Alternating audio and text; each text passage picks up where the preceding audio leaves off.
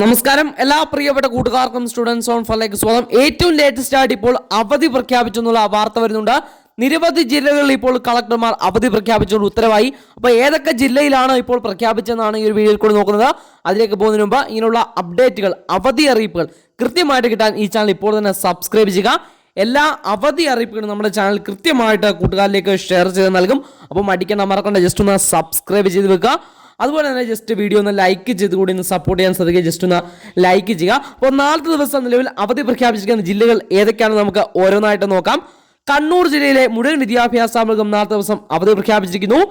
കാസർഗോഡ് ജില്ലയിലെ കോളേജുകൾ ഒഴിച്ചുള്ള വിദ്യാഭ്യാസ സ്ഥാപനങ്ങൾക്ക് നാളത്തെ ദിവസം കളക്ടർ അവധി പ്രഖ്യാപിച്ചിരിക്കുന്നു. അതുപോലെ പാലക്കാട് ജില്ലയിലെ മുഴുവൻ വിദ്യാഭ്യാസ സ്ഥാപനങ്ങൾക്കും കളക്ടർ നാളത്തെ ദിവസം അവധി പ്രഖ്യാപിച്ചിരിക്കുന്നു. ഏറ്റവും അവസാനമായി വയനാട് ജില്ലയിലെയും എല്ലാ വിദ്യാഭ്യാസ സ്ഥാപനങ്ങൾക്കും നാളത്തെ ദിവസം കളക്ടർ അവധി പ്രഖ്യാപിച്ച ഉത്തരവായി. ഈ 4 ജില്ലയിലെയും വിദ്യാലയങ്ങൾക്ക് നാളെ അവധിയായിരിക്കും.